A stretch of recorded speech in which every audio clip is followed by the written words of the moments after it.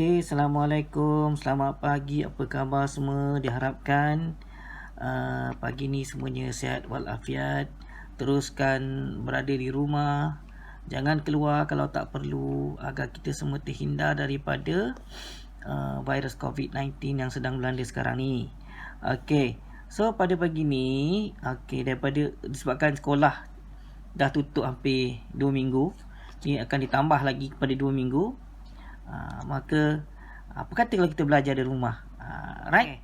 So pagi ni saya nak kongsi sama-sama, mungkin boleh digunakan oleh ibu bapa untuk ajar anak di rumah kan, terutamanya pelajar tahun 6 yang akan ambil PSR tahun ni. So hari ni saya nak tunjukkan macam mana cara kita nak kenal pasti pemboleh ubah. Okey, dengan cara yang mudah. Okey, sekarang kita tengok soalan. Sebelum kita menjawab apa-apa soalan, yang penting yang pertama kita kena perhatikan rangsangan pada soalan. Okey, rangsangan tu apa? Okey, kalau pada soalan rangsangan itu mungkin berbentuk gambar. Okey, yang ini ialah rangsangan pada soalan. Kemudian dia ada jadual. Okey, inilah kita panggil dia rangsangan soalan.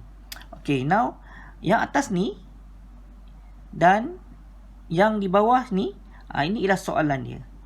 Okey. So apa-apa jawapan yang kita nak tulis di sini mesti berdasarkan apa yang ditunjukkan oleh rangsangan. Ya. Dia tak boleh lari daripada rangsangan yang dia tunjukkan. Okey. So, hari ni saya cuma fokus pada nak cari pemboleh ubah sahaja. Okey. Kita baca soalan dulu ya. Okey, sekumpulan penyelidik telah menjalankan satu penyiasatan mengenai jumlah spesies tumbuhan di 2 buah lokasi seperti yang ditunjukkan dalam raja di bawah. Okey, kena tengok rangsangan. Okey, lokasi 1, analisis apa yang ditunjukkan. Okey, hutan tebal, tiada pembalakan dijalankan. Okey, ini rangsangan yang pertama. Okey, di lokasi kedua, okey, ada kegiatan pembalakan dan kita dapati hutan-hutannya telah gondol. Okey. Kemudian ada rangsangan seterusnya. Jadual 2 di bawah menunjukkan bilangan spesies tumbuhan yang dijumpai di kedua lokasi. Okey, lokasi 1 merujuk pada yang ini. Lokasi 2 merujuk pada yang ini. Okey, bilangan spesies tumbuhan yang dijumpai di lokasi 1, kita ada 100 spesies tumbuhan yang dijumpai. Di lokasi 2 hanya tinggal 15 spesies yang dijumpai. Okay, so bermakna di kawasan 2 ni jumlah hidupan dia kurang daripada yang di sini. Okay, now saya kata saya nak fokus pada mencari pemboleh ubah. Okay, kita tengok soalan A.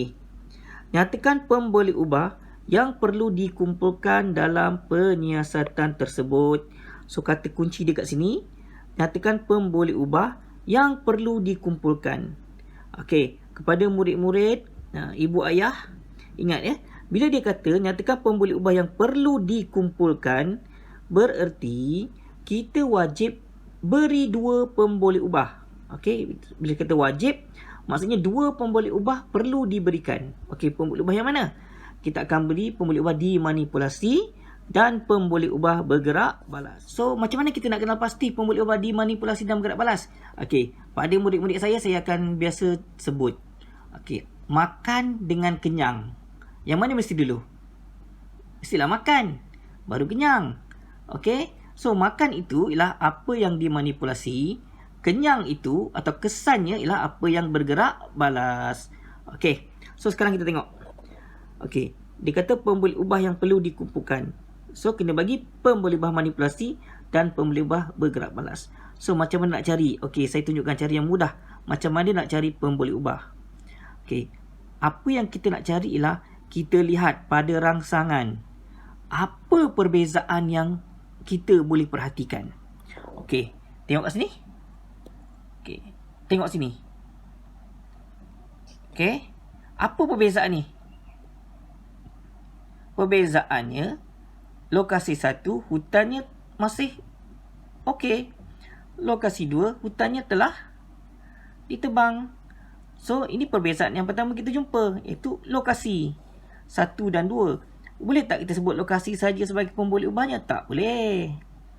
Okey, apa yang berbeza pada lokasi itu? Okey, yang berbeza ialah apa? Keadaan hutan. Okey, so kita tulis dekat sini. Keadaan hutan. Okey. Kemudian yang kedua, apa lagi yang berbeza kat sini? Dekat rangsangan ni. Oh, yang ini 100.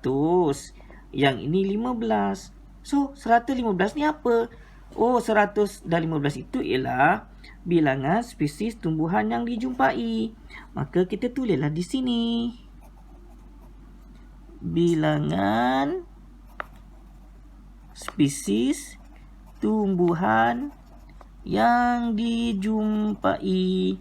Maka itulah jawapannya. Okey. Okay, kita cuba lagi soalan yang lain ya. Okey. Soalan dia soalan C. Nampak? Berikan maklumat yang perlu dikumpulkan. So ingat, maklumat itu ialah pemboleh ubah. Okey, kita tengok lagi. Okey, ini rangsangan. Situasi 1, okey, bersih. Situasi 2, kotor. Rajah di bawah menunjukkan dua situasi yang boleh memberi kesan kepada kanak-kanak di persekitaran seperti yang ditunjukkan dalam jadual 2. Okey, ini jadual 2.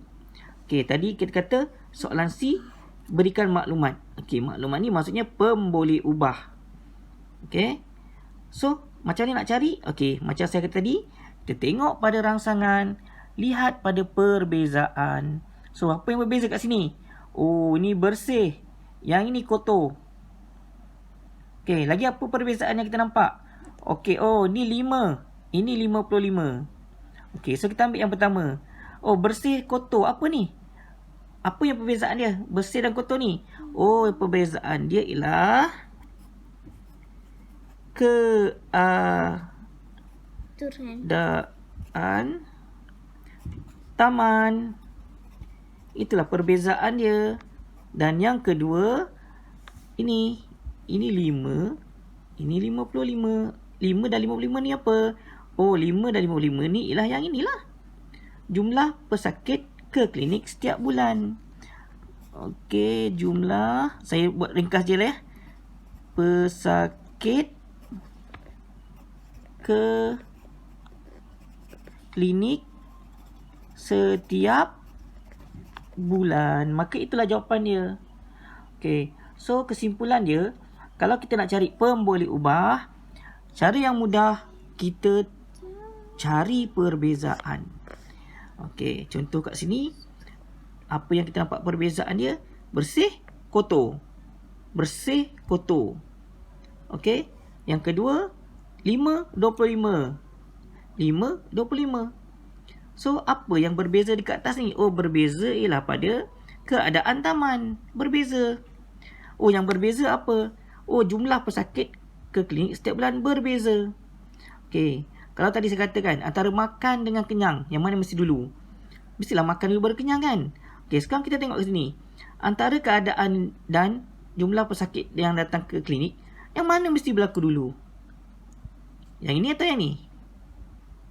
Mestilah yang atas. Mestilah keadaan yang bersih mempengaruhi jumlah pesakit ke klinik pada setiap bulan. Okey? Okey, kita cuba lagi soalan lain. Kita pergi pada soalan yang seterusnya. Okey. Rangsangan gambar. Okey.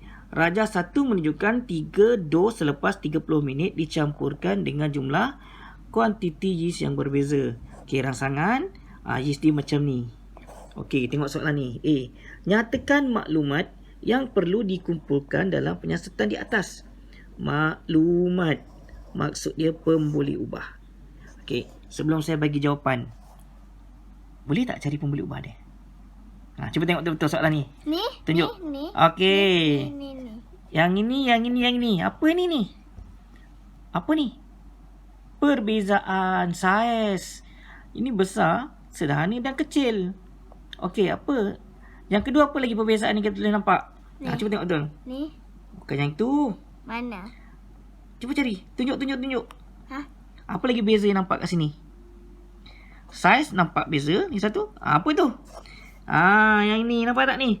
10, 5 dan 2. So 10, 5 dan 2 tu apa? Cuba tengok. Kalau Apa ni? bergabung. 10 gram yeast, 5 gram yeast, 2 gram yeast. So perbezaan yang pertama kita nampak ialah saiz. 2. Perbezaan yang kedua kita nampak ialah apa ni? Kita kata kuantiti yeast. Maka itulah jawapannya. Ya. Dua maklumat yang kita perlu kumpulkan atau dua pemboleh ubah yang kita perlu kumpulkan ialah saiz 2 dan kuantiti yeast. Okey. Antara dua ni, yang mana mesti berlaku dulu? Saiz atau kuantiti yeast? Mestilah, ya betul, kuantiti yeast barulah mempengaruhi saiz 2. Okey. So saya harap sedikit contoh yang saya tunjukkan hari ini dapat membantu ibu bapa dan murid-murid untuk menjawab soalan pemboleh ubah ataupun mencari maklumat. Okey. Kalau kita dah tahu cara nak cari maklumat atau pemboleh ubah dengan betul, insya-Allah 6 atau 7 markah kita boleh jawab. Boleh dapat sebab bila dapat cari pemboleh ubah, soalan hubungan kita boleh jawab, hipotesis kita boleh jawab, kesimpulan boleh jawab, tujuan boleh jawab. Okey? Dah berapa markah kat situ. So untuk hari ini setakat ni saja. Lepas ni saya akan buat lagi video-video bagaimana kita nak menjawab soalan kemahiran proses sains yang lain.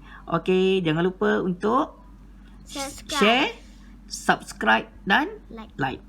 Thank you very much. Ingat, berkurung di rumah, stay at home, jangan keluar. Bye-bye, terima kasih.